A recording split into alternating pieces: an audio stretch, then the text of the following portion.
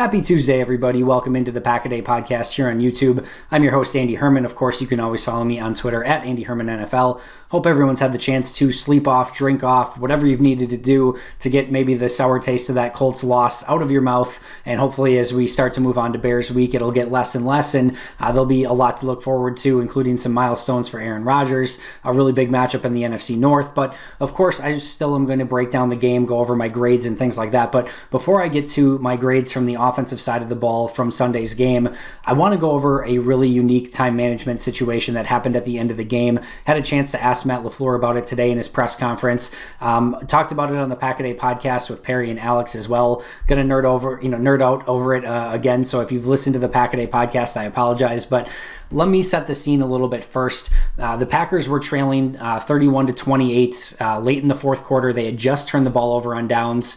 The Colts took over at their own 34-yard line, 1st and 10 with 3 minutes and 4 seconds remaining. The Packers had 2 timeouts, of course, plus the 2-minute warning. This is the drive that had all the holding penalties and things like that. So the strategy here is really, really key. So first down, Phillip Rivers completes a pass 14 yards up to the Colts 48-yard line. Clock ticks, continues to move up till about 2 minutes and 22 seconds left in the fourth quarter. So now you're really kind of behind the 8 ball a little bit, because now you're going to have to use your 2 timeouts and the 2-minute warning and hope that you get the ball back, under the 2-minute warning, probably deep in your own territory. But there's still a way out for you to get the ball with good time remaining. Unfortunately, on the first down play, Preston Smith jumps off sides. The Colts get a free play. They end up accepting the penalty, and it ends up being 1st and 5 at the Packers' 47-yard line. 2 minutes and 16 seconds remaining. And this is absolutely no man's land. This is the worst spot to be in. You don't want to be in 1st and 5, because now you've got to hold them 3 straight times to under 5 yards, which is ridiculously hard to do. So what does Green Bay do? They take a, too many men on the field penalty to get it back to 1st and 10. Don't take any time off the clock. And I had, correctly guessed and surmised that this was the Packers' strategy, that this was not on accident 12 men on the field penalty. It's interesting because if you listen to the announcers, I think they were making mention of, we're watching the Packers unravel right before our eyes. I saw a lot of people post on Twitter that the Packers were falling apart. The strategy here was incredibly sound. Taking the 5-yard penalty, and it's interesting too, like how teams and players don't understand this concept, because Phillip Rivers was freaking out excited about the 5-yard penalty, that they were able to take it and get 1st and 10. For the Colts, 1st and 10 in that situation, the yard marker doesn't matter. The 5 yards are irrelevant in that situation. You're just trying to get to another first down. So the 5 yards matters nothing to the Colts. The Packers getting them to 1st and 10 rather than 1st and 5 is a huge win for the Packers. The Colts could have declined the penalty. It would have been a much better strategy. They didn't. And again, I had the opportunity to ask Matt LaFleur about this today. I really weighed and went back and forth as to whether or not I was going to ask this question, because I was 99.9% sure that Matt LaFleur was going to give me some runner out and say, no, of course not. We would never intentionally take a penalty in that situation. But he gave the slyest of smiles and said, I think it's safe to say that, yes, we intentionally took the penalty because of strategic reasons, which is, again, genius. It's the right thing to do in that situation. So let's role play it out for a second.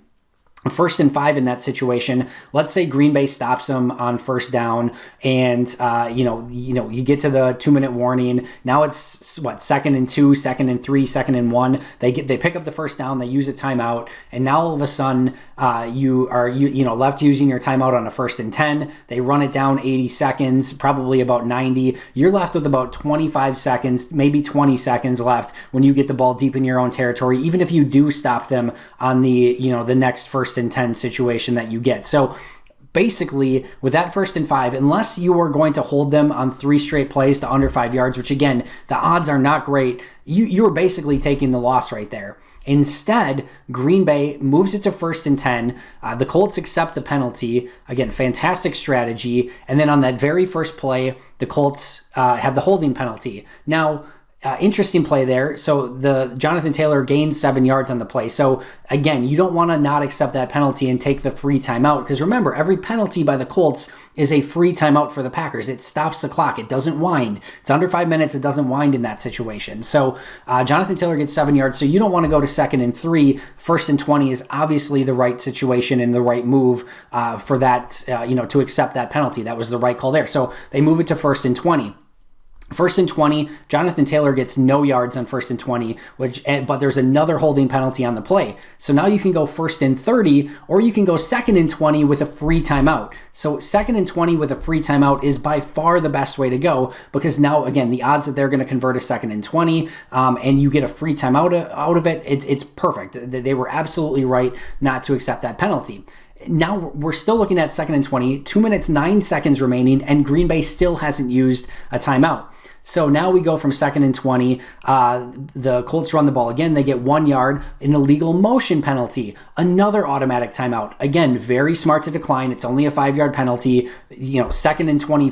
What do you want? 2nd and 25 or 3rd and 19? Of course, 3rd and 19 plus the free timeout. Another really smart and successful decision by the Packers on that specific play. So 3rd and 19, you've got them exactly where you want them. You've managed this beyond perfectly up until this point.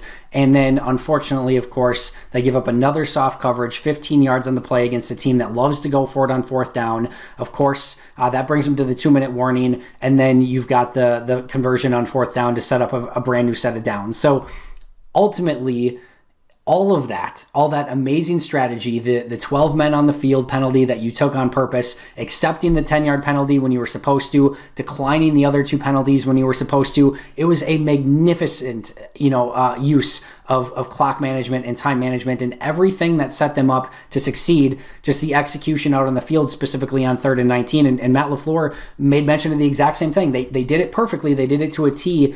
They just didn't, run that 3rd and 19 play correctly. And the Colts were able to, get 15 yards and then pick up the 1st down on 4th down. So it was great time management. It ended up not technically working out because of the execution on the field. Thankfully for Green Bay, the Colts weren't done. They had another 2 penalties, and they were able to push them back, take them out of field goal range. Of course, Green Bay got the ball back and went down to tie the game. But I just love that strategy. This was glorious work by Matt LaFleur. I asked him if it was just him doing that or if he has somebody upstairs, a coach or an analytics team member. He said absolutely, they've got people on that at all times. So my point being here is that this is really great stuff, and it's great that the Packers know how to manage these situations. They stole some free timeouts, and they stole an opportunity to go down and win the game from the Colts because the Colts didn't have great time management in declining that penalty to keep it at 1st and 5. So Packers were a step ahead. That's a really great sign for the Packers, their coaching staff, their analytics team, that they know how to handle those situations at a very, very high level. All right, let me jump into my grades. Just finished up the offensive grades for the day. Top 3 on my list. Number 1, Davante Adams. I just thought he was fantastic again. And again, I mentioned on the Pack a Day podcast yesterday, 7 catches, 100+ yards, and a touchdown is like, it's a nice day for Davante Adams. That is a fantastic day. He came up clutch on that last drive as they were trying to go down and score, to either tie or take the lead on that last drive. 2 big catches on that drive. The play at the beginning of the game, that release, and just the ability to get off the line of scrimmage and make that type of play. That's one of the most gorgeous plays in football, that fade out of the slot from Rodgers to Adams. So great stuff from Davante Adams. David Bakhtiari, the newly minted top paid offensive lineman of all time. He was second on my list. Just another really great game from him. Let very few pressures come by. I think there was maybe 1 or 2 that you could count to him. Solid in the running game, even though the Packers didn't run the ball a ton. Just a really sound game from David Bakhtiari. And then number 3, interestingly enough, was Aaron Jones. I didn't think this was a great game from Aaron Jones, but I did some of the little things, caught the ball out of the backfield well, had a really nice run early in the game on a counter that had a great Jay Sternberger block, and really just got the yards that were there. I didn't think there were a lot of great opportunities for Aaron Jones in the running game, but what was out there he made the most of, and I thought this was a very solid game overall from Aaron Jones. So number 1, Davante Adams, number 2, David Bakhtiari, and number 3, Aaron Jones. My 3 lowest graded players, I actually only had 2 players grade in the negative in this game, interestingly interestingly enough. Number one was Billy Turner. I thought this was a tough game for Billy. There was an opportunity late in the fourth quarter to hit MVS down the field for a potential game-winning, or a touchdown that would have taken the lead. I posted it on Twitter. You're going to want to go and look at it. Billy Turner allowed some pressure on that play. There were a handful of pressures and just situations that Billy Turner didn't handle the best. Just some lackadaisical play, kind of reminded me a little bit of how he looked towards the end of last season. I thought Billy Turner's had a really nice start to the season. This has been more of an anomaly, but a tough game from Billy Turner. Wasn't a super horrible grade, but definitely a game I think that Billy Turner is going to look at the tape and wishes that he had maybe 5 to 8 plays back and really would have solidified his game in this one. My only other player that graded in the negative, and it was a very slight negative, was actually Aaron Rodgers. Missed some open players, missed some reads in this game where I thought he had the opportunity to hit some plays downfield. Also, missed the shot to MVS in the cover 2 early in the game. Another interception on a cover 2 shot. Of course, you'll remember that play. And then the fumble between Rodgers and Lindsley.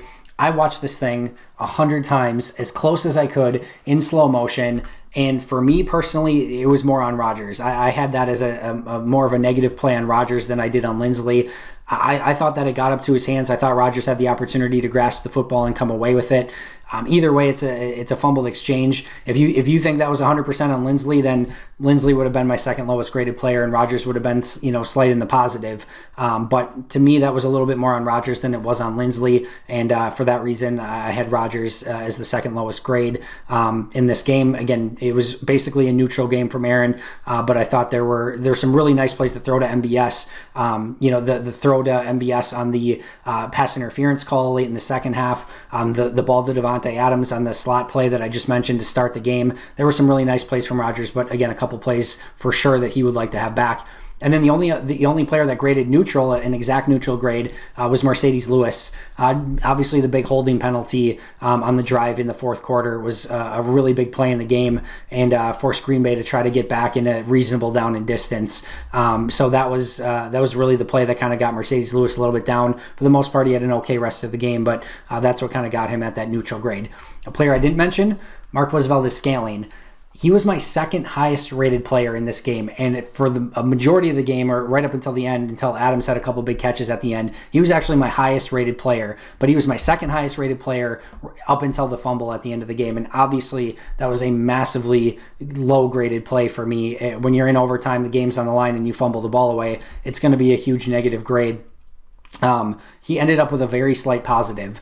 Again, he was my second highest rated player, above Bakhtiari, just slightly below Devontae Adams, very slightly below. He had a great game up until that point as a run blocker, as a receiver. There were a couple shots downfield that he was open. He made great moves on. This could have been legitimately an all-time great game had MVS come down with the pass instead of it being a pass interference, instead of basically a blatant, pass interference call to prevent a touchdown on that play. And had Rodgers seen him on a couple different occasions, this could have been a 200-plus yard game for MVS. Legitimately, he was running fantastic routes. This is not me trying to cover up and say, well, he still whatever.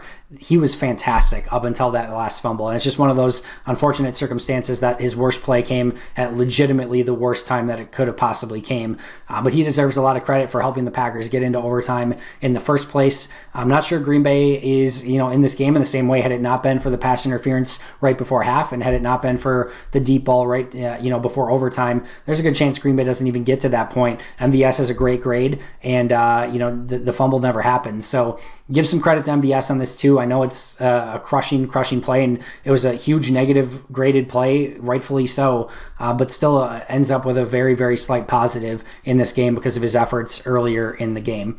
All right, that's going to do it for me. Make sure to check me back here tomorrow on YouTube. Make sure to check out Jake and Ross wherever you get your favorite podcasts on the Pack-A-Day podcast. I'll be right back here tomorrow, and until next time, and as always, go Pack Go.